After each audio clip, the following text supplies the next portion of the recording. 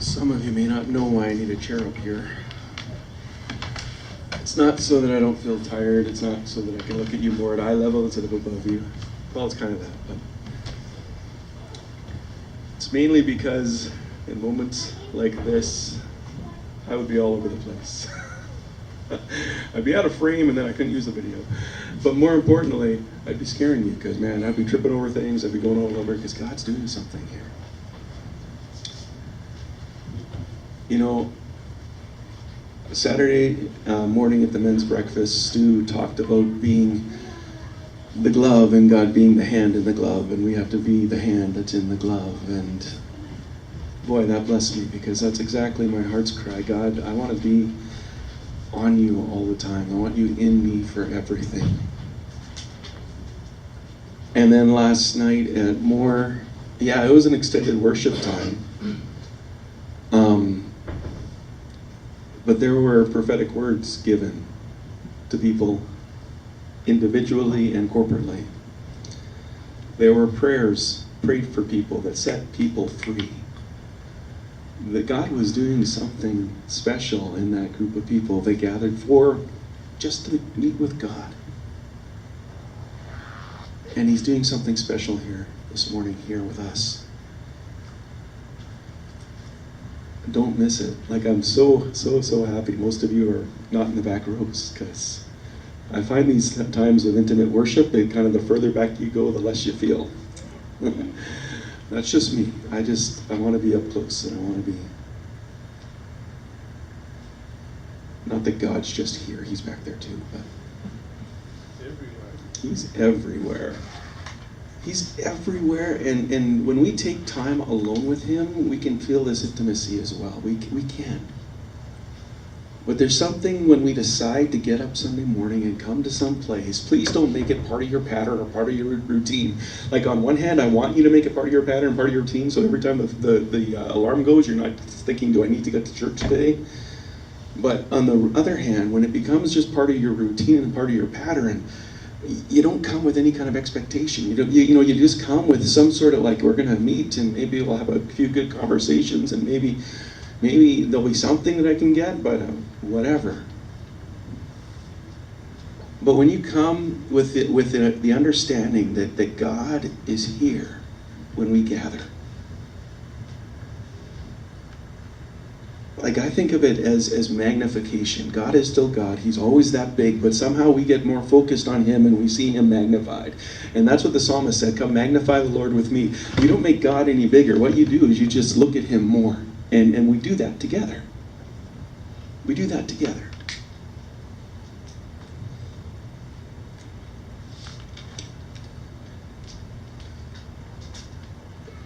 We're going to continue our talk that we started last week in the park,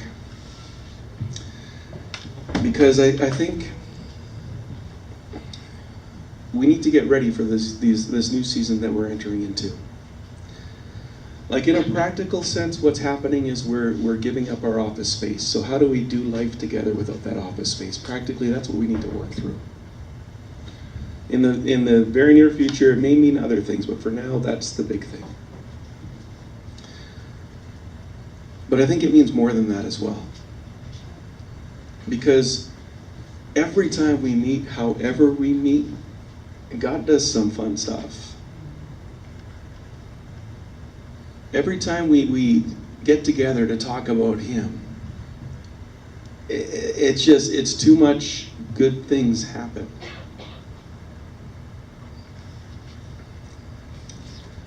Last week, for those of you who were there, I'll remind you. For those of you who weren't, I'll let you know where we're at.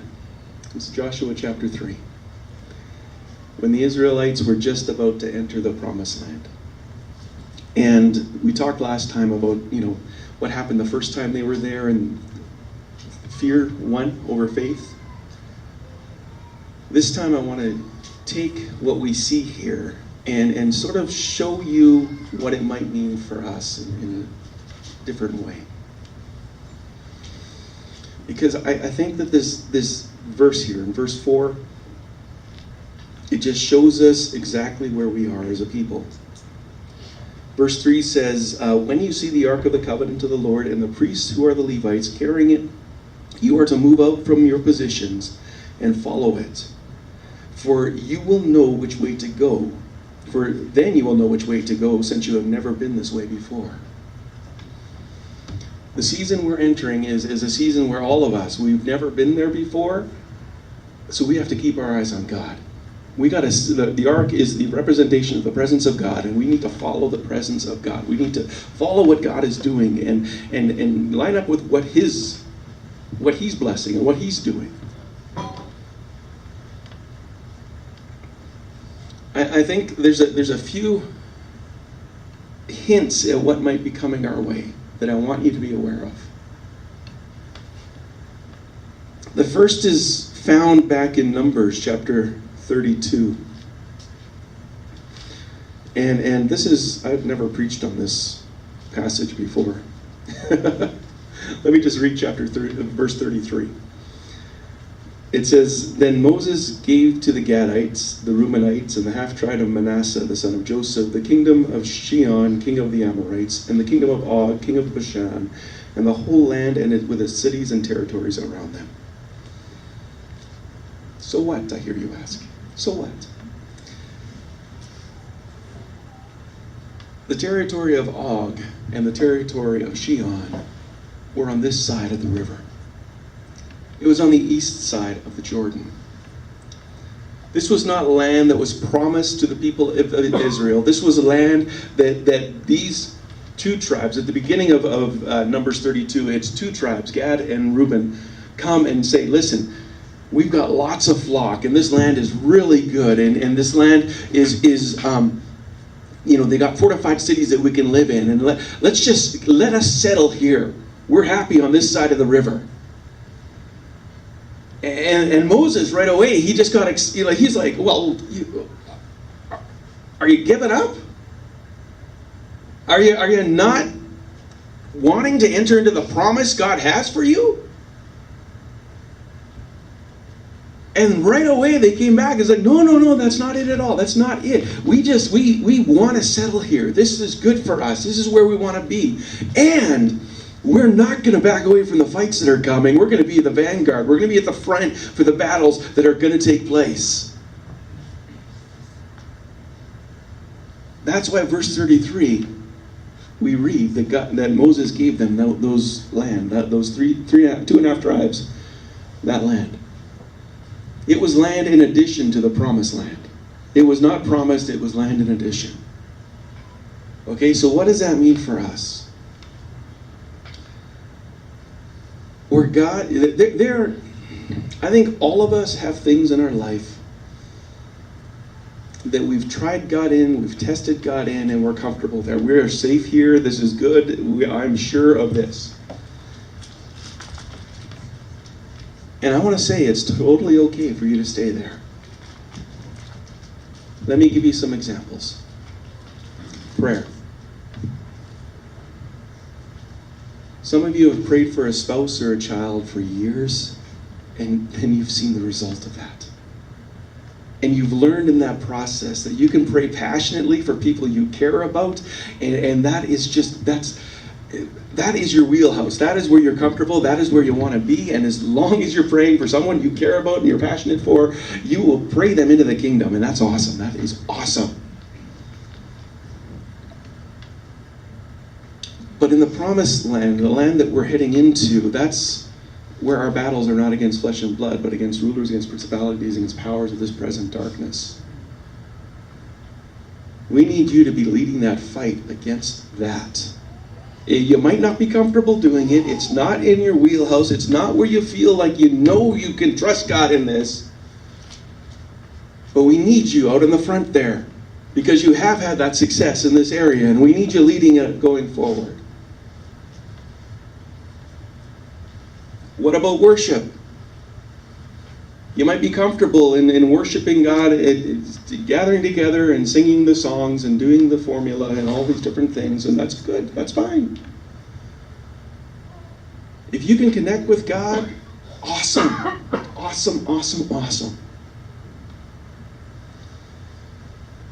But it's in the promised land that the glory falls. It's in the land where the high praises of God ring true.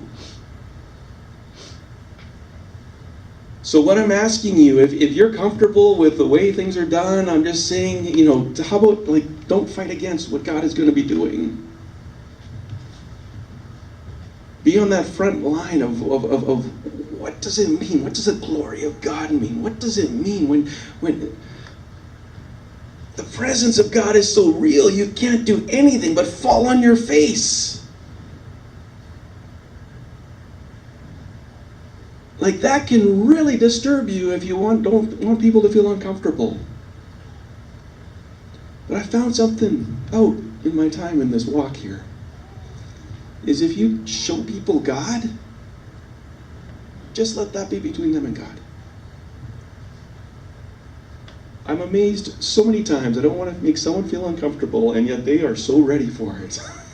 And I would never know.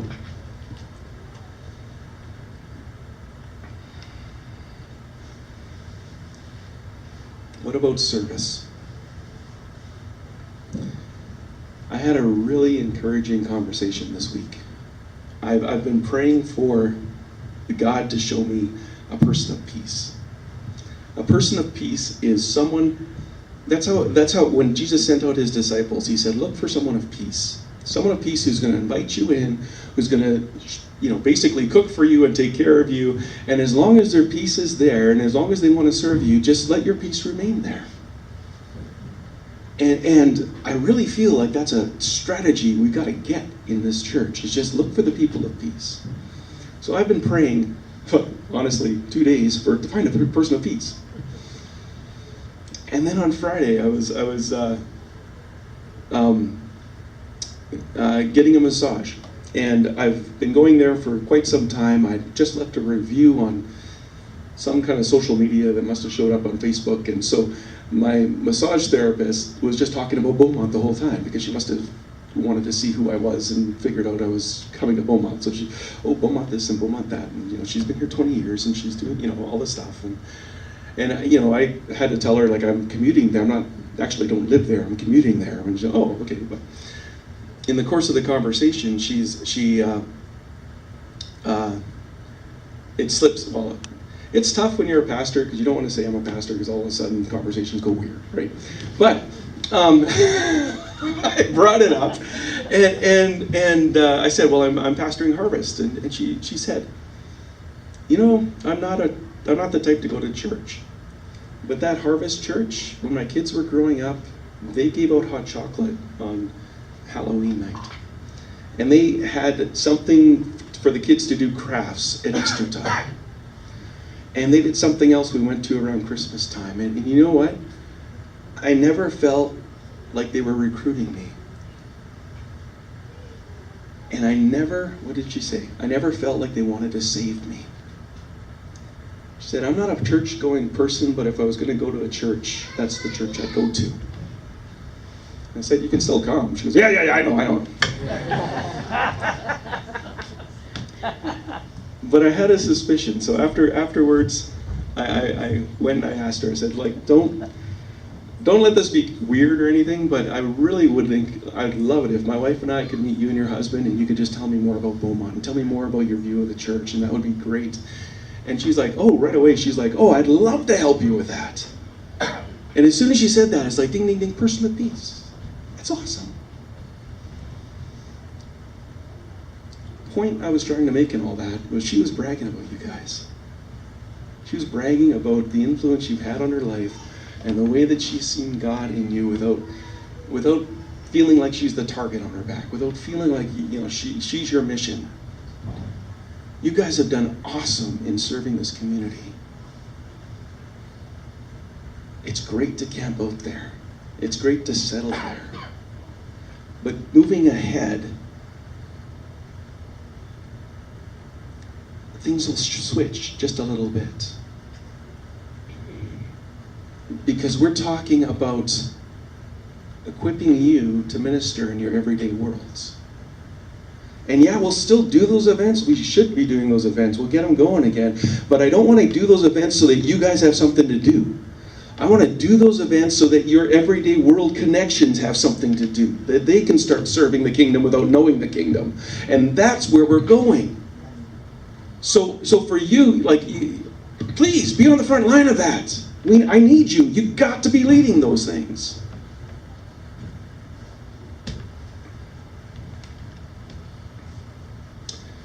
Hints at the new season. Number one, some of us will be able to settle down before we cross.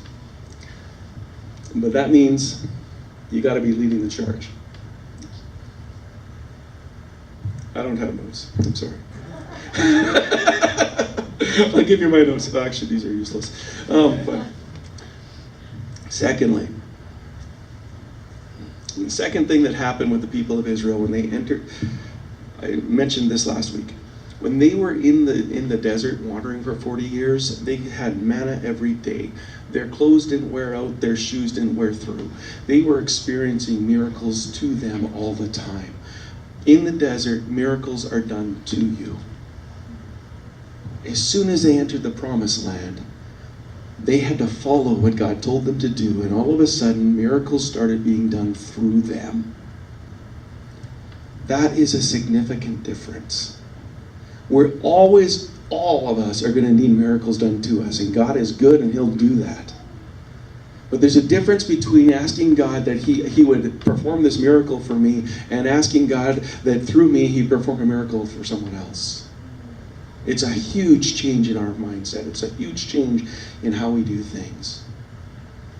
And the exciting thing to me is it's already being done. I hope you guys, you've met the young lady that was with Shane and Marilyn, right? Some of you, or you didn't, or you heard about her or whatever. You've heard the story, right? And if you haven't, I'm telling you it again because I'm so excited about this. Shane and Marilyn invited, or opened up their home for the daughter of a friend of theirs from Switzerland to come and spend a month with them. And they just took her wherever they were going, however they were doing it. She lived life with them.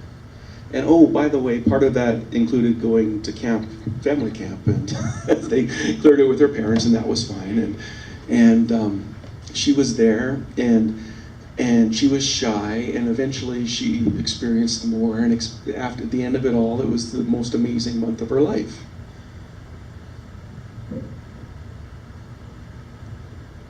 Miracles being done through us is simply inviting people to do life with us. Inviting them into the rhythms of our life, of our day-to-day, of every day. It's being a salt and light where we are. And hey, part of serving a good God is to expect Him to be God. And miracles will take place through us as we do that. I'm really excited by that. The third thing we see, I haven't even read scripture today, have I? Trust me, this is in Joshua 3.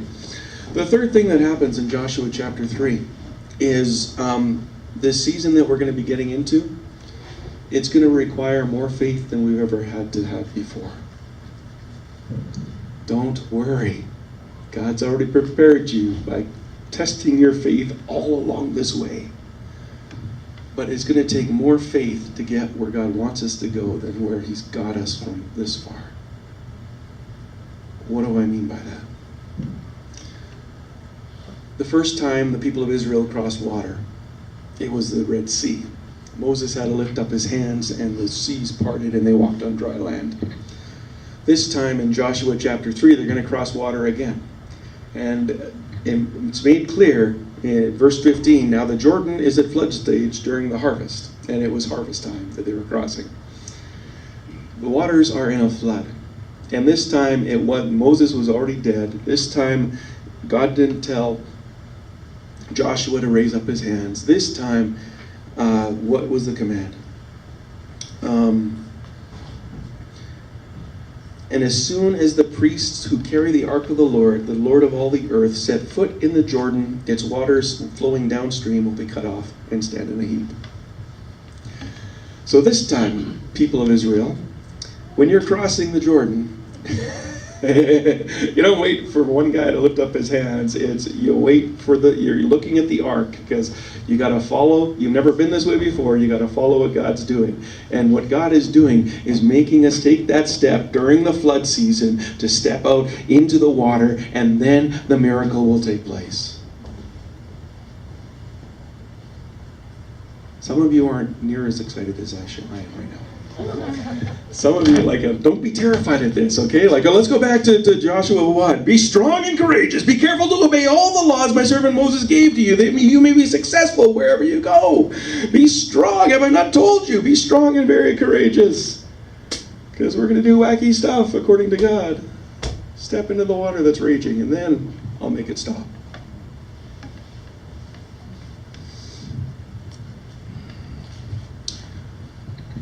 I don't even know when we started doing it, but I feel a big, strong agreement with God that I know why He made us do it. After Karen and I moved back to Canada from New Zealand, somewhere along the way, we had all kinds of dreams and visions and weird stuff happening that made us feel like we needed to start a ministry that we prayed through and we launched, and it was called Expectancy Ministries. Expectancy Ministries. Our tagline was, "We deliver." It was kind of fun. Think about it, you'll laugh later. What it entailed, a lot of it was we were helping to birth other ministries. We were helping them to launch. It was also going from church to church, from small group to small group, wherever we could, to encourage people that God was good, and God was God, and God is good. Meaning, the whole stuff we've been talking about now with the kingdom, that He's the king and we just serve Him, right? This is a little bit more jazzed up than that, in that, bring the expectation of God. When we gather, like this morning, God is more present here. More present. We're more aware of His presence. I got to be theologically correct. We're more aware of His presence. Please don't think that just is not for our feeling good. It's for the healing of our bodies. It's for restoring relationships. It's for changing what we think should happen. It's for God showing up and changing what is the logical next step. That's God. God only, He'll always do this. He always, with Gideon, He got rid of a large army so it could be a small army. He will always do this. Jesus he got rid of the crowd. And focused on the 12 and knew that one was going to betray Him and one was going to deny Him. This is God. This is God. And I feel a lot of liberty now to really start reminding you how good God is. Reminding you and telling you and pointing out to you and showing you and I don't know how we're going to do it, but hey, we're going to do it. We're going to do it. We've never gone this way before, so we keep our eyes on God. There's a prayer in 2 Chronicles. I think it's Jehoshaphat prays it. When 3 armies are coming against him, and it's got a big flowery prayer that's all recorded in there. And then at the end it says, "We don't know what to do, but our eyes are upon you." Over the next several weeks, we're going to give you tools to minister in your everyday world. Part of those tools is complete and total reliance on God, and just an understanding that, boy, we were down in the DR. How much time do I got? Yeah. We were down in the DR, and we went to this one town, 1,600 people, that it was at the end of a single road going out to it, past all of these fields that were once sugarcane that the government burned and shut down the sugarcane industry because it was Haitian refugees working the fields, and they didn't want them to be there. So there's a town of 1,600 Haitian refugees that have absolutely no money, absolutely no way to make work. We were told that they send their daughters to town on the weekends so that they can prostitute themselves and bring back money so the family can eat the next week. And we met some of the people there, and I was frustrated. I was really frustrated because they had absolutely no hope. And I was there for another 10 minutes, and what could I do? And I'm ashamed to say I wasn't in the right place, because hey, in 10 minutes plus God, I should have just started praying for people. We had translators there; they could keep up. Because as soon as I start praying for people, it's all on God. It's not on me. God can do what He wants to do. I'm off the hook. But all I could feel was complete helplessness because they had complete hopelessness. And in reflecting all of that at least I can give that to you guys. At least I can give that to you. That I am not going to look at anything and look at it as hopeless anymore because God is in it. I'm not going to be distracted when there's all kinds of things we got to solve and all kinds of things we have to work through, and we'll do that because we're family. And I'm sorry that I might I was saying I feel like I've got the liberty to be who I am now here. But it's only because I probably wanted you guys to like me at the start, but now I like you, so it doesn't matter if you like me. And we're going to go there. So does that make sense?